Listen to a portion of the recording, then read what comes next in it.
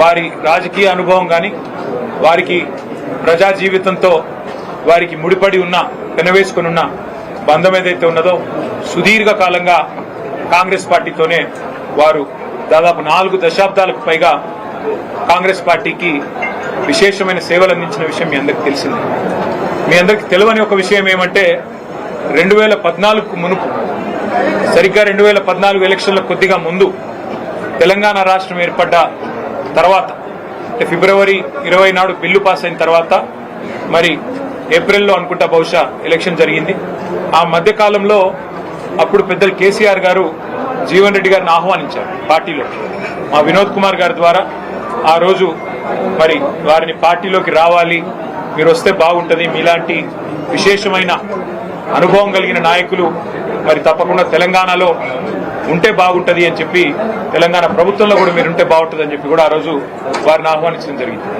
కానీ ఒక నిబద్ధత కలిగిన నాయకుడిగా ఆ రోజు వారు కాంగ్రెస్ పార్టీ నాయకత్వంతో వారికి ఉన్న అనుబంధాన్ని మరి కాంగ్రెస్ పార్టీ బలోపేతానికి ముందుకు నడవాలన్న ఉద్దేశంతో వారు ఆనాడు కాంగ్రెస్ లోనే కొనసాగారు. ఆ రోజు జగిత్యాల శాసనసభ్యుడిగా కూడా 2014లో గెలిచినారు.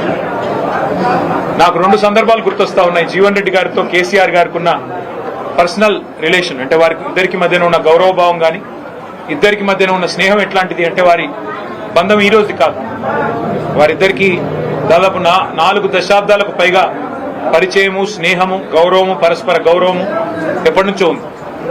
నాకు 2 సందర్భాలు నా కళ్ళ ముందు జరిగినవి గుర్తొస్తా ఉన్నాయి.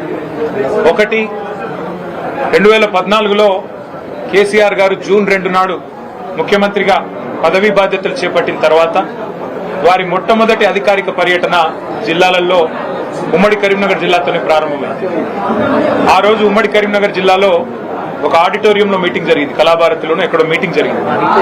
వారు జిల్లా నుండి ప్రాతినిధ్యం వహిస్తున్న సీనియర్ నాయకుడు, ప్రతిపక్ష పార్టీకి సంబంధించిన శాసనసభ్యుడు.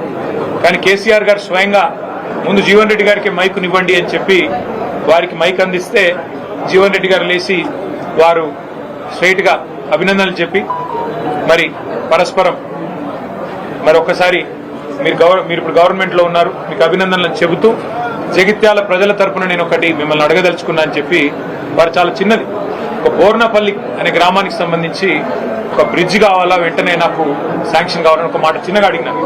మేమందరం చూస్తా ఉన్నాం, అప్పుడే మేము కొత్తగా మంత్రులైనాం, చూస్తా ఉన్నాం కేసీఆర్ గారు ఎట్లా స్పందిస్తారు, ఎట్లా రియాక్ట్ అవుతారు.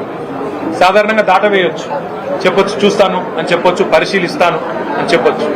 కానీ జీవన్ రెడ్డి గారి మీద ఉన్న గౌరవం, వారి మీద ఉన్న ప్రేమ ఎట్లాంటిదంటే క్షణంలోనే వెంటనే అక్కడే శాంక్షన్ చేసి 75 కోట్ల బ్రిడ్జ్ ని అక్కడికక్కడే కరీంనగర్ ఉమ్మడి జిల్లాలో ఇచ్చిన మొట్టమొదటి శాంక్షన్ కేసీఆర్ గారు ఆ రోజు జీవన్ రెడ్డి గారి కోరిక మేరకు, వారి విజ్ఞప్తి మేరకు ఇచ్చిన ఆ బ్రిడ్జ్.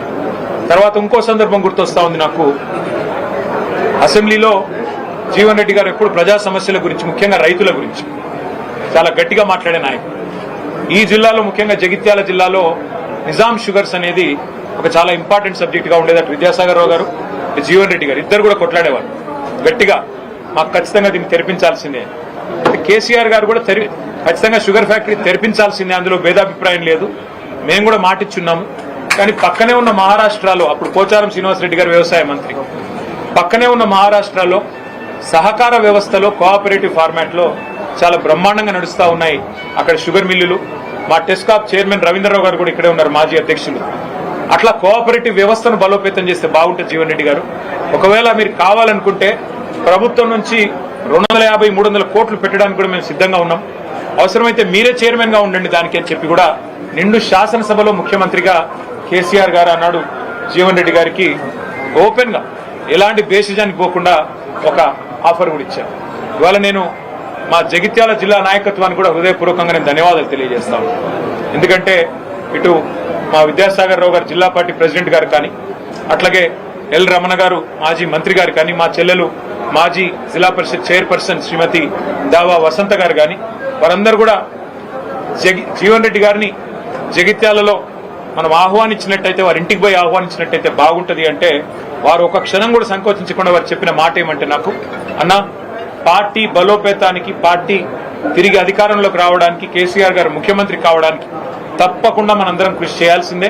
అందులో భాగంగా జీవన్ రెడ్డి గారి చేరిక అనేది మనకు చాలా చాలా లాభం జరుగుతుంది. వారిని మీరు తప్పకుండా రండి, ఆహ్వానించండి, మేమందరం కూడా మీకు వెల్కమ్ చెప్తామని చెప్పి వాళ్ళు అన్ని సాధారణంగా ఏర్పాట్లు కూడా వారు చేశారు.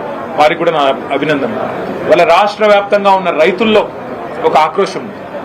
రాష్ట్ర వ్యాప్తంగా ఉన్న ప్రజల్లో ప్రతి వర్గంలో ఇవాళ ఒక ఆక్రోశం వ్యక్తమవుతా ఉంది.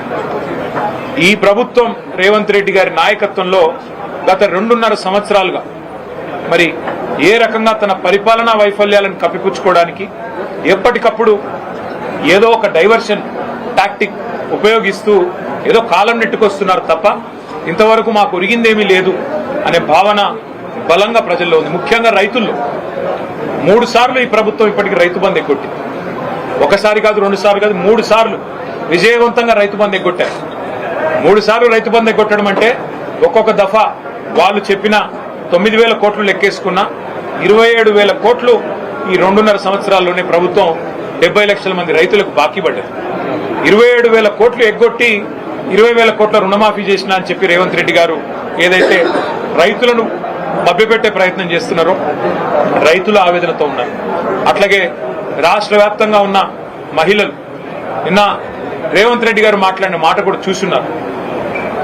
బాసరలో ఆయన మాట్లాడిన మాటలు ఎంత దారుణంగా, ఎంత అవమానకరంగా, ఒక ముఖ్యమంత్రి స్థాయికి తగని మాట. ఎంత పెద్ద కండలు తిరిగిన పైల్వానైనా 3 నెలల్లోనే పిల్లలు పుట్టించలేడు కదా, ఇది ఒక ముఖ్యమంత్రి నోట్లోంచి వచ్చే భాషనైనా, ఒక ముఖ్యమంత్రి మాట్లాడే భాషనై అసలు 3 నెలలు అన్న మాట చెప్పింది ఎవరండి? మేం చెప్పినామా? ప్రజలు అడిగారా? మీరే కదా సంతకాలు పెట్టింది, మీరే కదా రేవంత్ రెడ్డి గారు పిసిసి అధ్యక్షుడిగా, మీ బట్టి విక్రమార్క గారు సిఎల్పి లీడర్గా 100 రోజుల్లోనే 6 గ్యారంటీలు అమలు చేస్తామని నొక్కి చెప్పింది మీరు, గ్యారంటీ కార్డులు ఇచ్చింది మీరు, ఆర్థిక పరిస్థితి మొత్తం మాకు తెలుసు అని చెప్పి ఉదరగొట్టింది మీరు. ఇవాళ ఏ ఒక్క హామీ అమలు చేయకుండా ఈ అపసవ్యపు మాటలు మాట్లాడుతున్నది మీరు. పెద్దలు జీవన్ రెడ్డి గారు లాంటి నికార్సైన కాంగ్రెస్ నాయకులను అవమానించి వారి ఆత్మగౌరవాన్ని దెబ్బతీస్తున్నది మీరు. ఇది ఒక జీవన్ రెడ్డి గారి విషయంలో కాదు నేను మాట్లాడుతున్నాను. నేను మొన్న డిప్యూటీ సీఎం బట్టి విక్రమార్క గారి కొడుకు పెళ్లికి పోయినా. ఒకరు కాదు, ఇద్దరు కాదు, ఒక 100-150 మంది కాంగ్రెస్ కార్యకర్తలు నా చేతిలో చేసి అన్న వచ్చేది మీ ప్రభుత్వమే. అది సందర్భము కాదు, రాజకీయ వేదిక కాదు, ఇంకోటి కాదు.